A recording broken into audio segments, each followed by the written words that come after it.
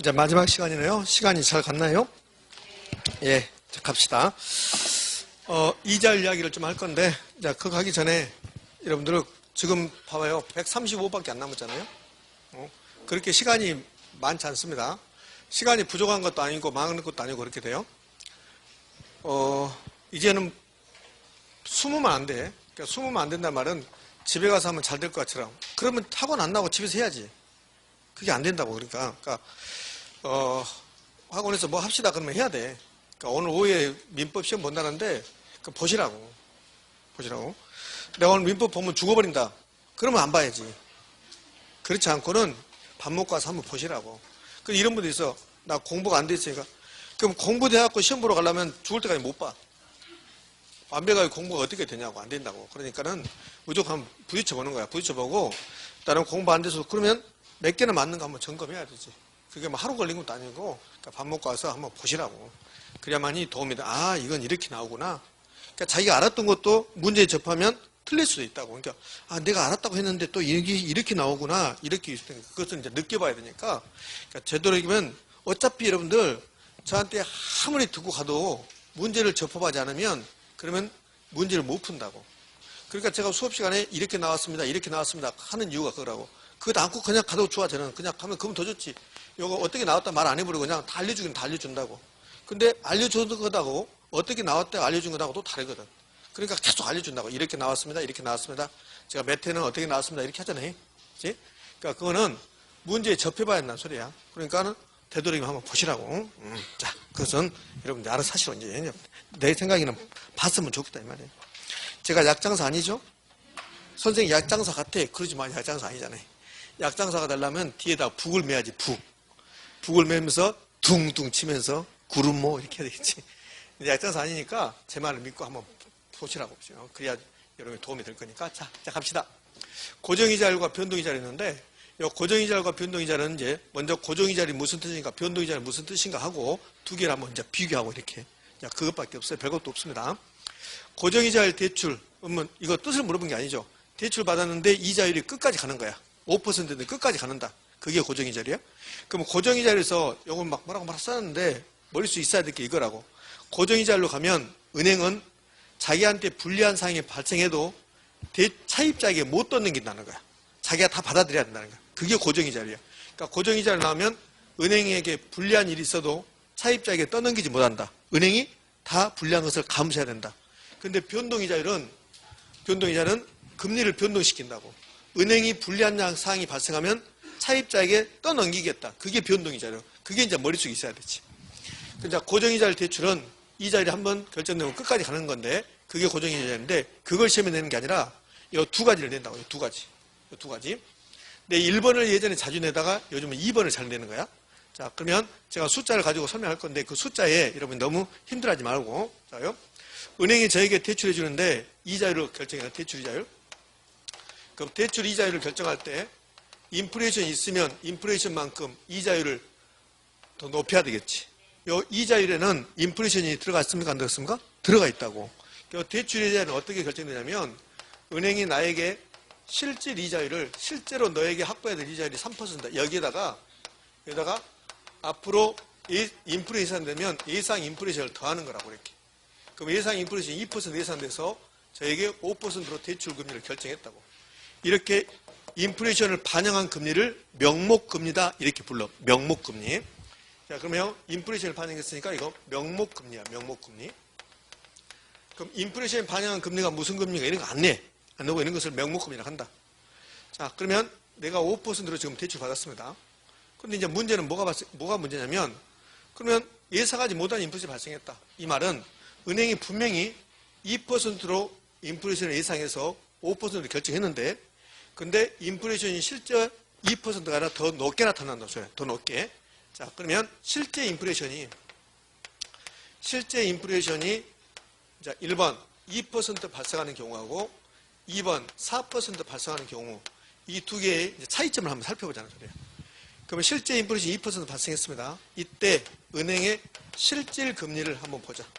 은행은 나에게 얼마 받았어요? 5% 받았잖아요. 5%를 이자를 받았는데 근데 인플레이션이 2% 발생하면 은행은 실질적으로 받은 금리 나에게 받은 것은 얼마? 5%. 근데 실제로 받은 것은 실질 가치는 5% 받은 거에서 인플레이션을 빼야 돼. 이 인플레이션만큼 실질 가치가 떨어지니까 그럼 2를 뺀다고. 그럼 은행은 실질 금리가 3이 되는 거야. 이렇게. 근데 4가 발생하면 인플레이션 4가 발생하면 은행의 실질 금리는 5를 받았는데 4를 빼야 되니까 몇 밖에 안 돼. 1밖에 안 된다고. 이제 이걸로 시험에 넣는다고. 이거를. 봐요? 그러면 이제 지문 만들어 볼게요.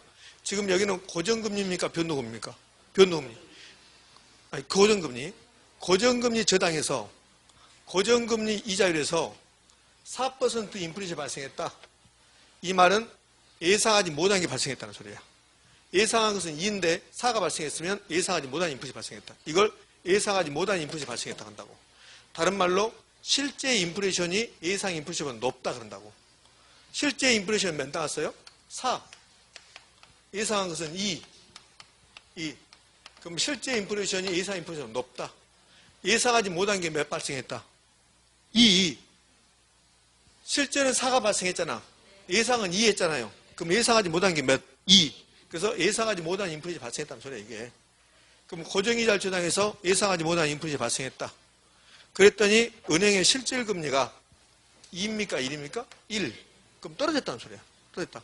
그러면 대출자의 실질이자를 뭐 한다? 떨어진다. 요거 하나. 그럼 예상하지 못한 인플레이션이 발생하면 고정금리에서 예상하지 못한 인플레이션이 발생하면 그러면 은행의 실질금리 뭐 한다? 떨어진다. 실질금리 뭐 한다? 떨어진다. 요거 하나. 근데 이게 변동이자율이라면 예상하지 못한 인플레이션이 발생하면 은행이 차입자에게 떠넘겨버린다고. 근데 고정이자는 떠넘길 수 없다는 거지. 그래서 인플레이션에 대한 이 위험을 고정이자율에서는 누가 부담하고? 대출자가 부담하고. 변동이자율로 가면 차입자에게 떠넘겨버리는 거고. 이렇게. 그럼 이제 예상하지 못한 고정이자를 저당해서 예상하지 못한 인플레이션은 누구의 대출자의 실질금리를 뭔다? 떨어뜨린다. 이렇게 디테일하게 할 필요 없어요. 그냥 고정이자를 저당해서 예상하지 못한 인플레이션이 발생했다. 예상은 누가 해야 된다? 은행이 예상을 잘못했다. 은행 너 손해봐라. 그러면 됐지. 그럼 끝난 거야. 그 은행이 손해봐라. 시험집니다. 은행 너는 손해봐라. 이렇게 안 나와. 그 은행이 손해본다는 나와. 근데 은행 너 손해봐라는 안 나오지. 너라는 안 나와. 그러니까 대출자 또는 금융기관은 손해본다. 이렇게 나오거나 대출자의 실질금리가 떨어진다. 이렇게 나오거나. 요거 하나. 자, 됐어요. 예전에 이거 잘 나왔어요. 예전에 요즘 잘 나오다가 선생님 막 숫자 나와가지고 막 복잡해 죽겠다. 그럼 숫자 다 빼버리고 이것만. 고정이자를 저당해서 예상하지 못한 인플레이션이 발생했다. 누가 손해본다? 은행이 손해본다. 대출자가 손해본다. 그럼 끝난 거야. 그럼 대출자가 손해보면 대출자의 실질금리가 높아질까 떨어질까? 떨어지겠지. 그럼 되지. 오케이. 자, 예전에 잘 나오다가 요즘은 이거 나온다. 시장이자율이 변화했다. 변화는 몇 가지? 2가지. 올라가거나 떨어지거나. 근데 올라간 거 잘 안 내고 떨어진 건 낸다. 자, 시장이자율이 이제 변화했습니다. 나의 대출금리가 지금 몇 퍼센트? 5%였어요. 5%인데 시장이자율이 떨어져 2밖에 안 돼. 그럼 이 말은 지금 내가 돈 빌리면 2% 빌린다는 소리야. 지금. 그 나는 몇 퍼센트 빌려 쓰고 있다? 5% 빌려 쓰고 있다는 소리야. 그럼 내가 짱구가 아닌 이상 지금 신한은행에서 5% 빌려고 있어요. 신한은행에서 5% 빌려 쓰고 있는 거야. 5% 빌려 쓰고 있습니다. 근데 국민은행 가면 그러면 2% 빌려 쓸 수 있다. 그럼 나는 계속 신한은행에서 돈을 빌려서 써야 된다? 아니죠. 국민은행 가서 1을 빌려서 신한을 갚아야 된다. 그걸 조기상환이라고 한다. 그러면 고정이자를 저당해서 시장이자가 떨어져서 대출금리보다 더 낮아지면 차입자는 조기상환해야 될 원인이 생긴 거야. 그 조기상환 유인, 원인이 발생했다는 소리예요. 조기상환 원인이 발생했다. 지금 20분이다. 20분. 앞으로 40분 후에 집에 가니까 여러분이 기분 좋은 것 같은데 근데 한 명씩 오늘 테스트하고 집에 보낼 거야. 한 명씩 밖에 서가지고 한 명씩 테스트하고 지금 밖에서 작성하고 있어요. 시험지 해가지고 60점 밑으로 가면 집에 못 가. 60점 밑으로 간 사람은 내일 저하고 수업을 따라가야 돼. 내일 같이 모레도 따라가야 되고 나는 토요일까지 수업하니까 따라가요. 그래도 안 된다. 그럼 어떻게 할까? 우리 집에 가질 수는 없고 이게. 자, 요 2가지만 기억하시면 돼요. 고정이자를 저당해서 예상하지 못한 인플레이션이 발생했다. 누가 손해본다? 대출자. 시장이자율이 하락할 때 시장이 하락할 때 저기상하 나온다고. 시장이 하락할 때 저기상하. 시장이 하락할 때 저기상하. 이게 중요해요. 근데 버젓이 이렇게 나고 고정이자를 저장해서 시장이자를 상승하는 시기에 차입자는 저기상한이 유리하다 이렇게 낸다고. 그 뭐 X? X. 요 하락. 저기상한 하락. 저기상한 하락. 저기상한 하락. 이렇게. 그것도 저것도 힘들면 저기 가격이 하락했다. 저기 가격이 하락하니까 우리가 유리하다 뜻이지 이렇게. 고정이자를 저장해서 시장이자 하락하면 그러면 차입자는 저기상한 유리하다. 됐습니까? 이걸 이 두 가지를 학문적으로 이야기해 볼게요. 학문적으로. 저 1번을 학문적으로 이야기하면 이걸 인플레 위험이라고 그래요. 인플레 위험. 자, 요 2번에 1번 물론 여기까지 포함하지만 요 두 개를 포함하면 그것을 이자율 변동 위험이라고 그래요. 이자율 변동 위험. 우리는 지금 고정이자를 이야기하고 있습니까? 변동이자를 하고 있습니까? 고정이자를 하고 있는 거야. 고정이자를. 그러면 이제 봐요.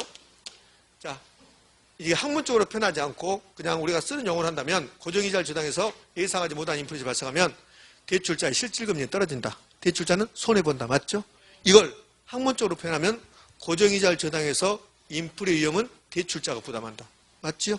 그렇지. 봐요. 고정이자를 대출해서 인플레 위험 누가 부담한다? 대출자가 부담한다. 이 말이에요.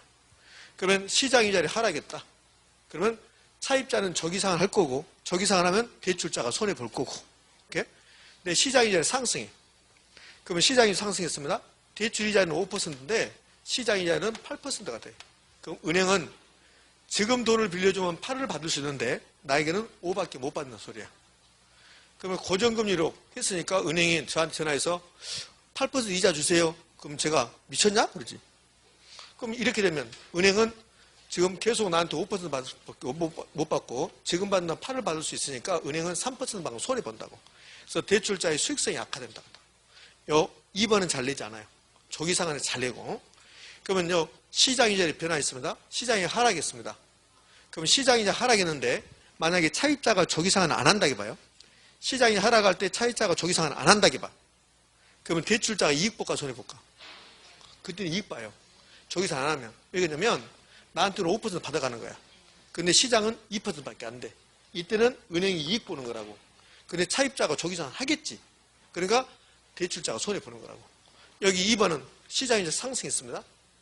이때는 대출자가 차입자가 조기상할 일도 없고 이때 차입자가 조기상환 해주면 대출자가 좋은 거지. 근데 차입자가 조기상환할 이유가 없잖아요. 그래서 수익성이 약화된다. 왜? 8을 받아야 되는데 5밖에 못 받으니까 수익성이 약화된다. 그런다고? 밑에는 8%도 없어요.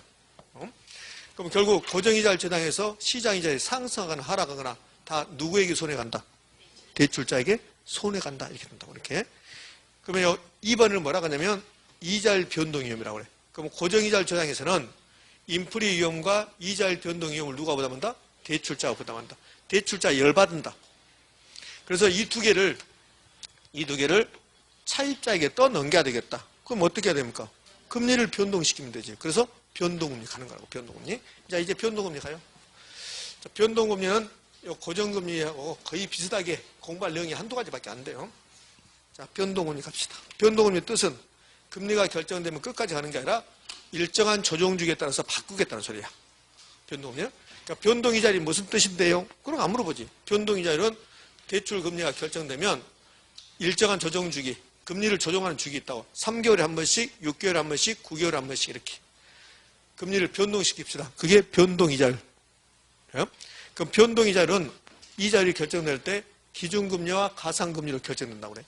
그럼 기준금리는 지표금리라고 하는데 뭐 지표금리가 중요한 게 아니라 기준이 되는 금리에다가 가상금리, 마진을 붙인다는데 이 기준금리는 뭐가 기준금리냐면 은행이 대출해 줄 때 기준으로 삼는 금리. 은행마다 다르다는 소리야. 신한은행하고 국민은행이 같을 수도 있고 다를 수도 있고. 그런데 우리나라는 대부분이 은행마다 기준금리를 CD금리 아니면 코픽스 금리를 이용한다. 그러면 CD금리가 뭐고 코픽스 금리가 뭐고 이런 것은 거의 물어보지 않아요. CD금리하고 코픽스 금리가 그러니까 기준금리를 삼고 있다는 소리예요. 그러면 CD금리, 코픽스 금리는 무슨 역할을 하는가? 은행이 돈이 없을 때 CD를 발행하고 그다음에 CD를 발행해서 돈을 빌리는데 그때 주는 금리. 이것을 CD금리를 한다고. CD금리. 그러니까 CD는 우리말로 하면 통장이에요. 통장 여러분들. 통장. CD가 통장인데 우리말로 하면 양도성 예금 증서라고 해요. 예금 증서. 예금 증서 요 네 글자를 줄이면 통장이야. 여러분 통장에 돈이 1억이 찍혔다. 그러면 예금이 1억이 있다는 증서야. 신한은행 통장에 1억이 찍혀 있다. 그러면 신한은행에 예금이 1억 있다는 증서라고. 그게 통장이야, 통장. 그러면 양도성 예금 증서는 통장을 남에게 줄 수 있다는 소리야. 이게. 그러면 신한은행에 돈이 없을 때 이걸 발행해. 양도성 예금 증서를 발행한다고. 그럼 양도성 예금 증서 1억, 이걸 팔아, 나한테. 그럼 이렇게 생겼어, 이렇게 해가지고. 여기 이제 주식회사 신한은행, 은행도 주식회사입니다. 신한은행 장 이렇게 써졌고, 일금 뭐 1억. 뭐라고 써였어요. 그래서 문양 들어가고 예쁘게 해서 이게 있다고. 또 이걸 1억이 판다고 1억에. 그럼 제가 사는 거야. 그럼 여기 이제 만기 90일 후 이렇게 써졌다고. 그다음에 저 여기 이제 언제라고 써졌다고 이게. 그럼 내가 이거 1억 사는데 90일 후에 이걸 신한은행에 제시하면 신한은행이 저에게 1억을 주는 거야. 그러면 제가 1억에 사서 신한은행이 나중에 90일 후에 이걸 제시할 때 1억 준다. 그럼 신한은행은 저한테 공짜로 돈 빌려간 거죠. 그게 아니라 그게 제가 1억에 사는 게 아니라 여기서 제가 이걸 9천에 사는 거야. 9천에 사고 3개월 후에 90일 후에 1억을 받아. 1억. 그러면 신한은행은 이 종이를 저한테 팔고 1억을 빌려간 거야. 1억. 그러면 9개월 동안 신한은행이 저한테 이자 얼마 줬어요? 1,000만 원. 그 1,000만 원 이자, 그 이자를 율로 표현한 게 CD금리야. CD금리. 그러니까 CD금리는 은행이 우리에게 돈을 빌려갈 때 금리라고. 그럼 CD금리가 3%다. 그럼 은행이 저에게 3% 이자 주고 돈을 빌려간 거라고. 그럼 CD금리가 3%면 은행은 3%로 돈을 빌린 거라고. 그럼 이 3%에다가 여기 기준에다가 은행이 이자를 먹고 살아야 되니까 요 마진을 붙인다고. 마진. 이걸 가상금리라 한다고. 가상금리가 은행의 마진이야. 그러면 변동금리는 기준금리에다가 뭐가 붙었는데 가상금리가 붙었는데 가상금리에 대해서는 거의 언급이 없다. 우리 시험에서. 기준금리에 대해서 가끔 물어본다. 그 기준금리는 CD금리가 될 수도 있고 코피스금리가 될 수 있는데 이 기준금리가 시장상에 따라 바뀐다는 거. 그럼 시장상에 따라서 변동한다. 그러면 CD금리가 높아질 수 있고 떨어질 수 있다는 소리지. 그러면 CD금리가 높아졌다. 이 CD금리가 높아졌다. 그럼 기준금리가 변동했다. 그러면 일정한 조정주기에 따라서 대출금리를 높입시다. 이게 변동금리야. 그럼 변동금리는 금리를 변동시킬 수 있는데 무엇이 변동할 때? 기준금리가 변동할 때, 가상금리가 변동할 때, 기준금리가 변동할 때. 이제 이걸 기억하셔야지. 기준금리가 변동할 때, 매일 이자를 변동시킨 게 아니라 일정한 조정주기가 있다. 그럼 조정주기가 3개월일 수도 있고 6개월일 수도 있고 9개월일 수 있다는 소리지. 변동이자를 저장해서는 뭐가 잘 나오냐면 조정이 주기가 짧은 게 좋은가 긴 게 좋은가 이건 이제 물어봐. 이거 그러니까 은행 입장하고 차입자 입장하고 다르다고. 금융론은 은행하고 차입자가 정반대 입장이야. 은행이 이익 보면 차입자는 손해. 그러니까 금융론의 특징이 그런다고. 금융 특징이. 그럼 이제 물가가 상승하는 시기에 인플레이션이 발생하는 시기에 그러면 인플레이션이 발생했습니다. 그럼 은행의 실질 이자율이 떨어진다고. 실질이 떨어지는데 고정이자율에서는 인플레이션이 발생하면 은행의 실질 이자율이 그냥 떨어진 거. 은행이 손해본다고. 근데 변동이자율에서는 물가가 상승하게 되면 인플레이션이 발생하면 그러면 은행이 금리를 조정한다고. 근데 이 금리 조정 주기가 긴가 짧은가에 따라서 은행이 이익 볼 수도 있고 손해 볼 수 있다.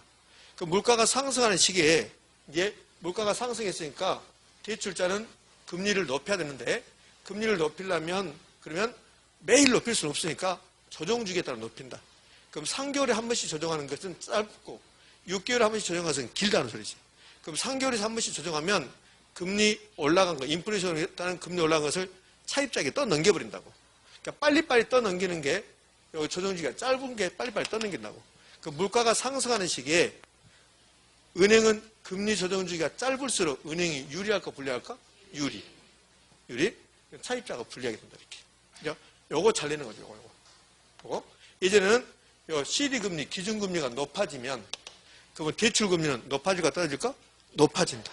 이거 잘 내다가 요즘 이거 조정주기가 짧을수록 일반적으로 대출자가 이익 본다는 거지. 그럼 여기 봐요. 이자율 조정주기. 대출자는 짧은 조정주기를 선호한다. 이자율 조정주기가 짧을수록 이자율 변동의 위험을 차입자에게 신속하게 전가시킬 수 있기 때문이다. 그럼 차입자는 반대로 조정주기가 긴 게 유리하니까 짧은 게 유리할까? 긴 조정주기를 선호한다. 그러면 뭐 변동이자율 얘기가 끝난 거지. 그러니까 변동이자율을 제가 주제로 말했지만 변동이자율에서는 첫 번째 기억할게요. 변동이자율은 기준금리가 변동할 때 금리를 변동시킨 것이다. 기준금리는 CD금리, 코픽스금리가 될 수 있는데 CD금리, 코픽스금리에서 자세히 알 필요는 없다 우리가. 그럼 CD금리, 코픽스금리가 올라갈 수 있습니까? 올라갈 수 있지. 떨어질 수도 있고. 이렇게 기준이 되는 금리가 시장 상황에 따라서 변동할 때 일정한 조정주기에 따라서 금리를 변동시키자. 근데 조정주기가 일반적으로 짧을수록 대출자가 유리해진다. 그러면 끝난 거예요. 이렇게. 자, 그럼 이제 두 가지를 배웠습니다. 고정이자율과 변동이자율 배웠으면 두 가지는 이제 비교해봐야 돼. 비교. 그래서 이제 비교가 나온다고. 비교는 시험에 아주 빈번하게 등장합니다. 자, 1번은 잘 나오다가 요즘 1번이 약간 뜸해요. 뜸. 자, 그러면 대출 시점에서 고정이자율과 변동이자율이 어디가 더 높을까? 고정이자율이 더 높아요. 왜 고정이 높냐면 고정이자율은 앞으로 발생할 불확실성을 전부 다 대출 시점에서 대출이자에 반영한 거라고. 근데 변동이자율은 그때 조정주기에 따라서 변동시키니까 그럼 대출 시점을 기준으로 한다면 또는 대출 초기에 고정이자율과 변동이자율 중에서 일반적으로 어디가 높다? 고정이자율이 높다. 이렇게. 자, 2번 잘 내죠? 그럼 물가가 상승한 시기에 인플레이션이 발생하는 시기에 대출자하고 차입자 중에서 어떤 게 고정이자율과 변동이자율 중에서 어떤 게 유리한가? 자, 고정이자율 가봐요. 고정이자율에서는 물가가 올라가든 말든 대출자는 금리를 변동시킬 수 없어요. 근데 변동이자율로 가면 물가가 올라가면 금리를 변동시키거든. 그러면 대출자 입장에서는 물가가 상승하는 시기에 금리를 높이려면 그러면 고정이자율로 가야 됩니까? 변동이자율? 변동이자율로 가야지. 변동이자율로. 그래서 물가가 상승하는 시기에 대출자는 변동이자율 저당을 선호해요. 그 물가가 상승하는 시기에 만약에 고정이자율로 갔다. 물가가 상승하는 시기에 고정이자율로 가면 대출자가 물가 상승, 인플레 위험을 다 부담해야 돼. 그러면 변동이자율로 가면 인플레 위험을 금리를 높임으로써 대출자가 차입자에게 떠넘긴다고. 그러면 변동이자율은 인플레이션으로부터 대출자를 보호하는 겁니까? 차입자를 보호하는 겁니까? 대출자. 그래서 변동이자율 저당은 대출자를 인플레 위험으로부터 보호해준다. 이렇게 낸다고. 이렇게. 됐습니까? 자, 인플레이션이 발생한 것 같다. 그러면 대출자는 무슨 이자율? 변동 이자율로 간다. 자, 이번에는 물가가 상승하는 시기에 차입자가 돈을 안 갚을 확률이 높은 거. 물가가 상승하는 시기에 차입자가 돈을 안 갚을 확률이 높은 게 무슨 이자율? 변동 이자율입니다. 자, 물가가 상승하든 말든 고정 이자율은 이자율이 딱 고정돼요. 근데 변동 이자율은 물가가 상승하면 금리가 막 높아지거든. 그러니까 물가가 상승하는 시기에 변동금리 저당이 고정이자율 저당보다 차입자의 채무 비용이 높다. 됐습니까? 이렇게. 자, 책은 111쪽 내용을 지금 한 겁니다. 111쪽 내용.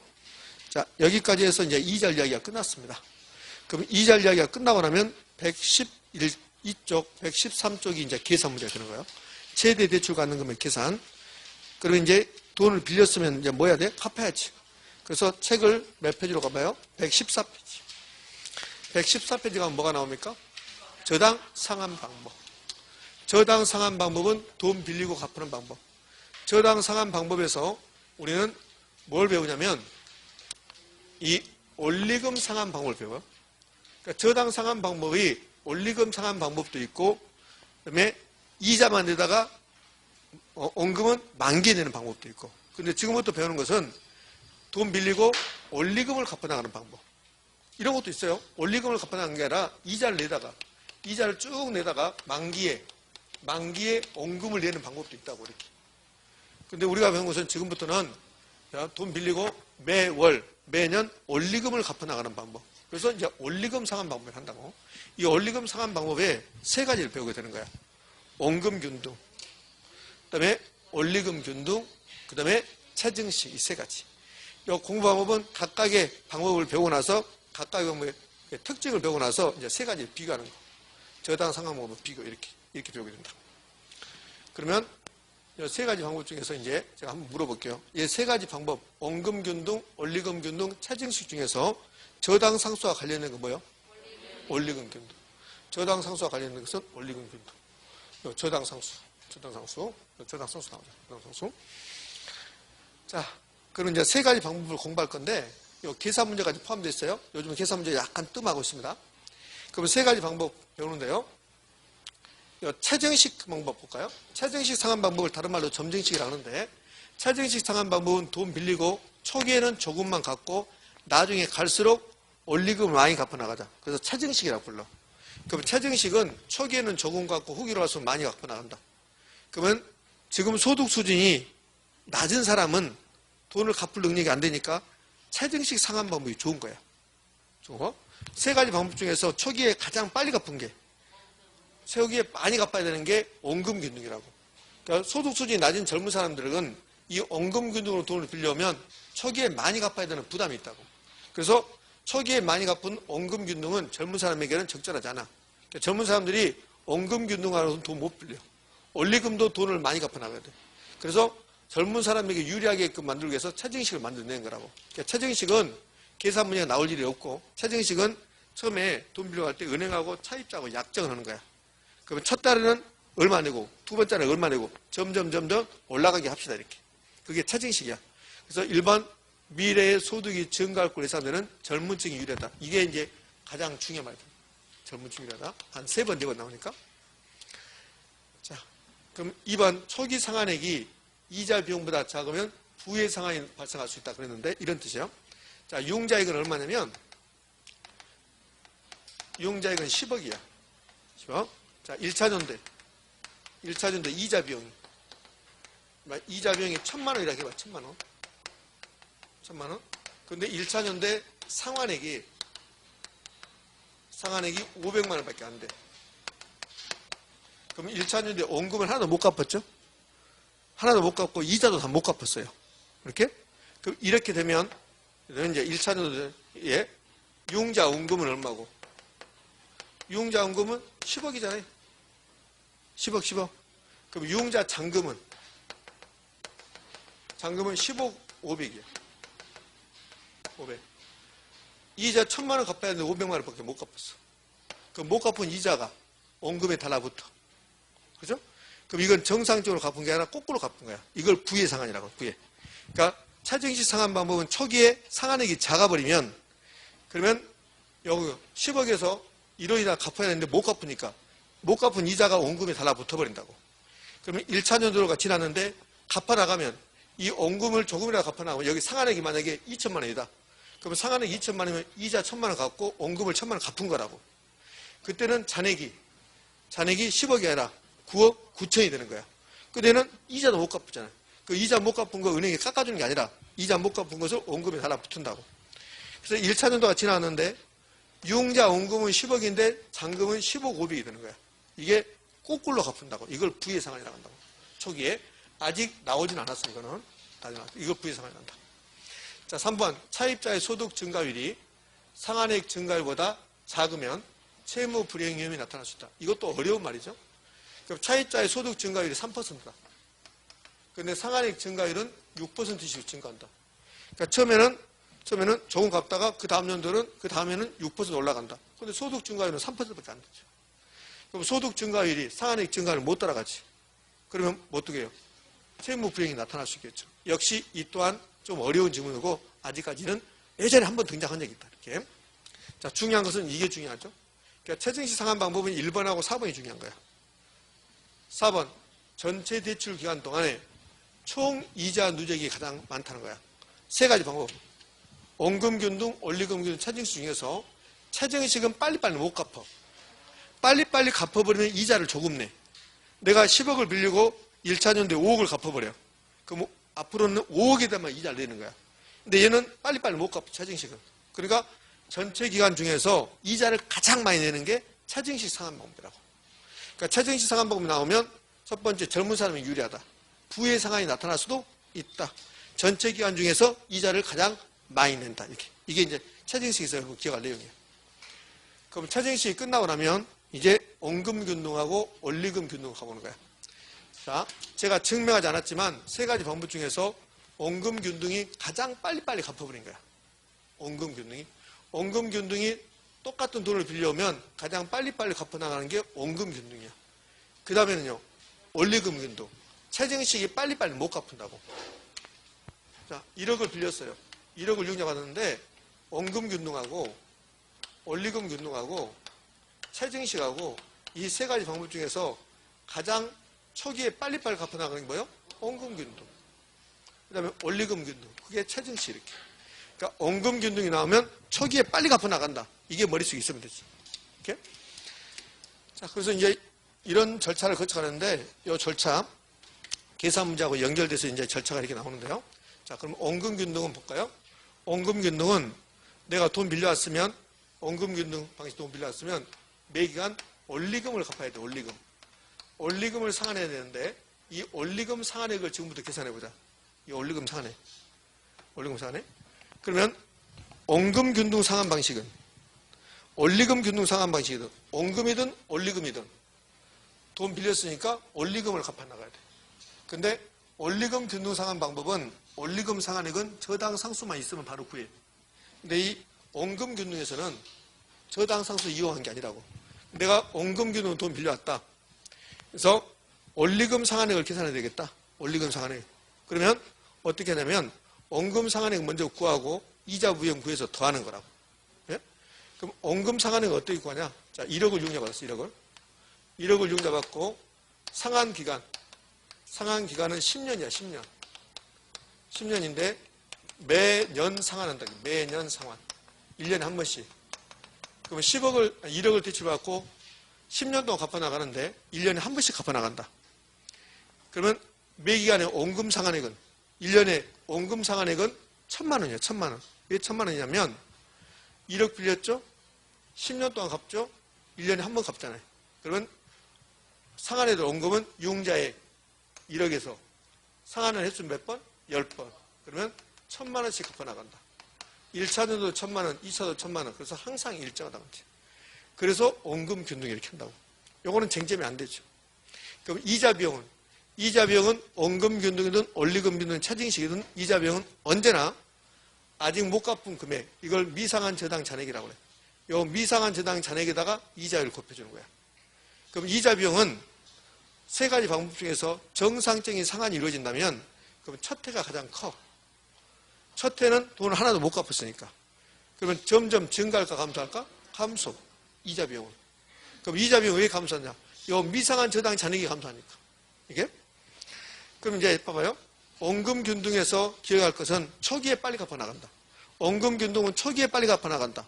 이거하고 그 다음에 매기간의 원리금 상환액. 이 매기간의 원리금 상환액은 어떻게 계산하는가? 원금 상환액에다가 이자 비용을 더하는 거라고. 그럼 이 원금 상환액은 항상 일정이에요. 일정. 언제나 1,000만 원씩 일정하다고. 근데 이자 비용은 점점 증가해 감소야? 감소야.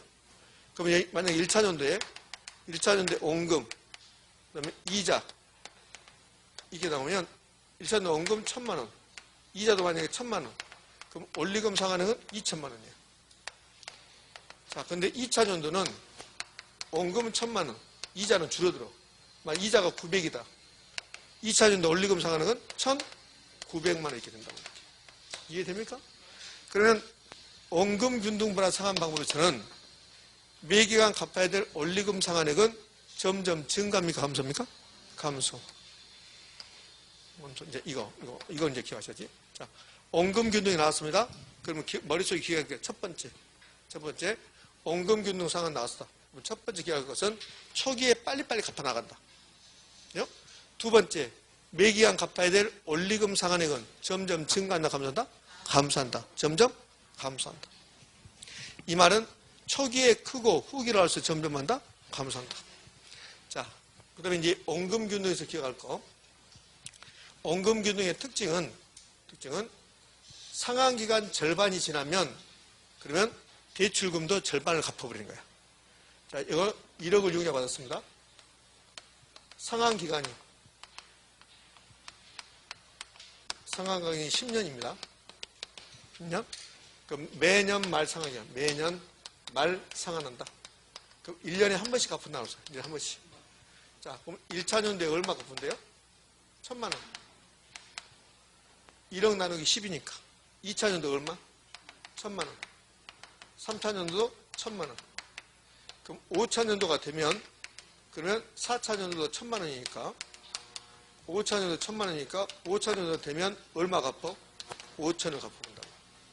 그럼 원금균등분할 상환방법에서는 대출기간 절반이 지나면, 상환기간 절반이 지나면 대출금도 절반을 갚아버린다고. 상환기간 절반이 지나면 유용자의 대출금의 절반이 상환된다. 됐습니까? 요거 특징이지. 지금. 자, 그럼 이제 원금균등은 끝난 거야. 계산 문제 빼고는. 자, 원금균등 가까이 마지막으로. 원금균등이 나오면 첫 번째 기회가 그것은 초기에 빨리 갚아 나간다. 초기에 빨리 갚아 나간다. 그럼 초기에 빨리 갚아 나가면 원금균등은 이자가 많을까 작을까? 작지. 원금을 빨리빨리 갚아버리니까. 그죠? 그러면 세 가지 방법. 원금균등, 원리금균등, 차징수 중에서 세 가지 방법 중에서 전체 기간 중에 이자가 가장 작은 건 뭘까? 원금균등. 이자가 가장 큰 게 차징수 이렇게 되는 거지. 오케이? 가운데는요. 원리금균등. 원금균등 마지막이요. 원금균등은 초기에 빨리 갚아 나간다. 그것 하나하고 그다음에 원금균등은 후기로 갈수록 원리금 상환액은 점점 증가한다, 감소한다? 감소한다. 이자가 감소하니까. 그죠? 그 다음에 상환기간이 절반이 지나면, 그러면 대출금도 절반이 상환된다. 이게 원금균등에서 여러분 기억할래요. 자, 이제 원리금균등은 저당 상수가 나온다는 거. 원리금균등 상환 조건 돈 빌렸다. 그럼 매기간에 원리금 상환액은 유용자에게 저당 상수 곱한다. 저당 상수 자리에 뭐가 들어간다? 연금의 평가계수의 역수죠. 근데 여기는 나누기를 해놨죠. 만약에 이게 유용자액 곱하기 연금의 평가계수로 보면 틀리고, 유용자액 곱하기 연금의 평가계수 역수고, 여기 원리금 상환액 구할 때 유용자액에다가 저당 상수를 곱하기도 하고, 그다음에 유용자액을 연금의 평가계수로 나누기도 하고, 이렇게 할 수도 있다는 소리지. 원리금 상환액은 항상 일정. 매기간의 이자 비용은 원금균등, 원리금균등, 차징식 전부 다 이자 비용은 이자를 계산하는 시점에서 남아있는 금액, 잔금에다 이자를 곱한다고. 잔금에다. 그럼 이자는 정상적인 상환이 이루어진다면 초기에 가장 크고 후기로 할수록 점점 감소. 자, 원리금균등에서는 요 4번이 가장 시험에서 잘 나오는 거야. 원리금균등에서는. 원리금균등에서 매기간의 원금 상환액. 그 매기간 원금 상환액은 어떻게 계산됩니까? 원리금 상환액에서 뭘 뺀다? 이자 비용을 뺀다. 자, 이런 거 보셨을 건데, 내가 돈을 원리금 균등 상환 조건으로, 원리금 균등 상환 돈 빌렸어요. 그럼 이제 10년 동안 갚아 나가는 거야. 10년 동안 이렇게. 그럼 10년 동안 쭉 갚아 나가면 여긴 1차 년도, 2차 년도 쭉 나가요. 10년 이렇게 됐습니다. 그럼 이 금액이 만약에 1,000만 원이라 합시다. 1,000만 원. 그럼 1,000만 원이면 이 1,000만 원이 원리금 상환액이야. 원리금 상환액. 그럼 원리금 상환액인데 만약에 이 1,000만 원 중에서 그래서 원금 상환액과 이자 비용으로 구조되는데 만약에 원금 상환액이 여기 400만 원이고 이자 비용이 600이라고 가정을 합시다. 그럼 여기가 이제 600이야, 600. 그럼 600이면 이 부분이 이자라고, 이자. 그러면 시간이 2차 정도 가면 이자는 증가입니까, 감소입니까? 감소지. 이자는 감소. 또 이자 감소. 이렇게 이자는 감소해. 여기가 이제 이자야. 이자? 여기 위에는요, 원금이라고, 원금. 두 개 더한 게 원리금 상환액이야. 그럼 원리금 균등 상환 방식은 초기에는 이자가 많지만 이자는 점점 증가, 감소. 그러면 원금은 상환액은 점점 증가. 그래서 원리금 균등 상환 방식에서 가장 시험에 잘 나온 게 요거. 매기간의 원금 상환액은 점점 증가, 감소, 증가. 원리금 균등 상환 방식에서 매기간 갚아야 될 원리금 상환액은 항상 일정. 원리금 상환액은 항상 일정인데 근데 그 원리금 중에서 원금만 보면 원금 상환액은 점점 증가 감소? 증가. 왜? 이자가 감소하니까. 이자 감소하니까. 자, 그러면 이제 원금만 봐봐요. 원금만 보면 원금 균등은 원금 상환액이 항상 일정한 거야. 원금 균등 상환 방법은 갚아야 될 원금 상환액이 항상 일정한 거야. 근데 원리금 균등 상환 방법은 원금 상환액은 점점 증가 감소? 증가. 그럼 결국은 원리금 균등 상환 방식은 원금 상환액은 초기에는 적다는 소리야. 후기로 갈수록 점점 증가. 여기 봐요. 이게 지금 초기에 원금 상환액이라고. 그럼 원금 상환액이 적잖아. 후기로 갈수록 점점 많아지고. 그러니까 원금 균등하고 원리금 균등 비교하면 초기에 원금 상환액이 더 많은 게 뭐예요? 원금 균등. 원리금 균등은 작고. 이렇게. 그 말이 그 말 같아요. 응? 자, 가장 중요한 말은 원리금 균등 상환에서 가장 중요한 말은 요거. 매기간의 원금 상환액은 후기로 갈수록 점점 증가 감소? 증가. 자, 5번 볼까요? 5번. 원리금 균등 상환 방법은 매기간의 원리금 상환액은 동일하죠. 동일하죠? 원리금 상환액 중 초기에는 이자가 많던가요? 원금이 많던가요? 이자 비용 비율이 크고 후기로 갈수록 이자는 감소하니까 뭐가 커진다?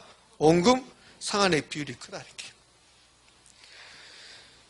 자, 그러면 이제 이 세 가지 방법 특징은 다 끝냈습니다. 자, 질문. 후기로 갈수록 원금 상환액이 점점 증가하는 것은 뭡니까? 원리금 균등. 원금 상환액이 항상 일정한 것은요? 원금 균등. 됐죠? 이렇게. 융자 기간, 상환 기간이 절반이 지났을 때 대출 원금이 절반이 상환된 것은 뭡니까?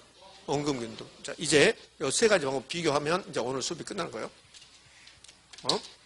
저당 상환 비교. 이건 뭐 다 했던 건데 이미 지금 설명하면서. 자, 봅시다. 1번. 대출 초기 상환액.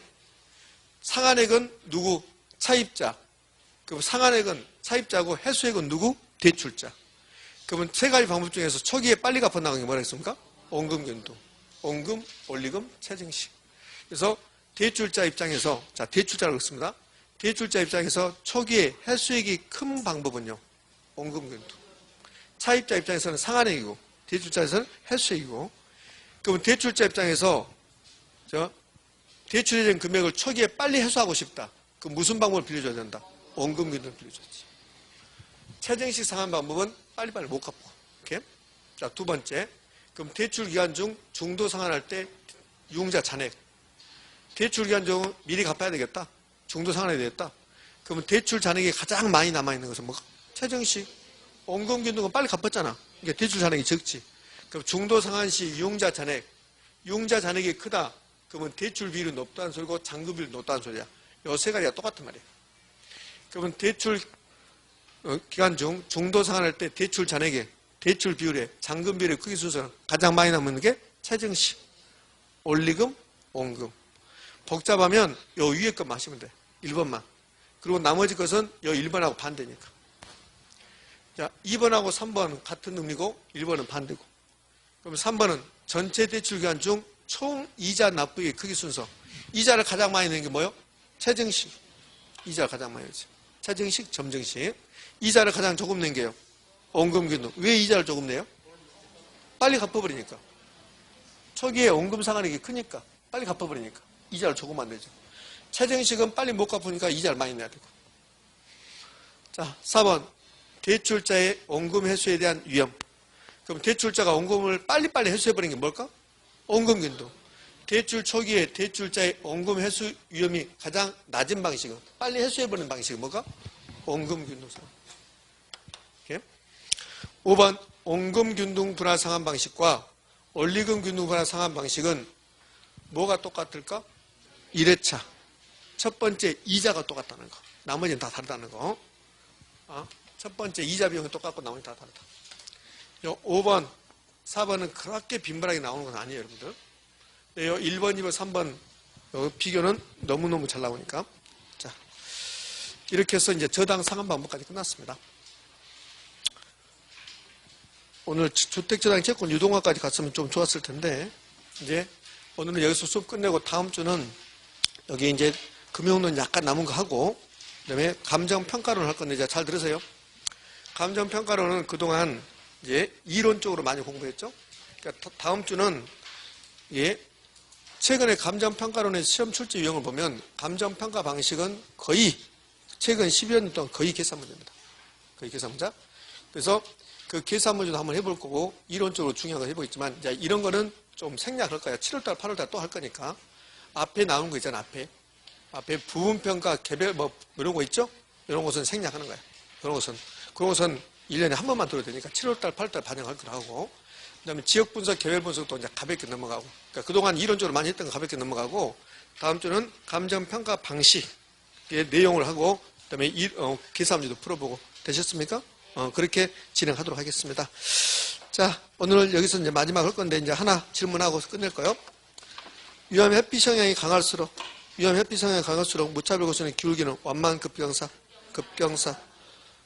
분산 투자를 효과를 크게 하는 방법 3가지. 자산의 수를 증가시켰어요. 그 다음에 수익률의 변동 방향이 동일 유사지 않게 하세요. 상관교수를 크게 작게 하세요. 됐습니까? 이렇게. 자, 아까 말했듯이 되도록이면 오후에 민법 시험을 보고 가시기 바랍니다. 자, 고생하시고 다음 주에 뵙니다. 자, 수고하셨습니다. 네.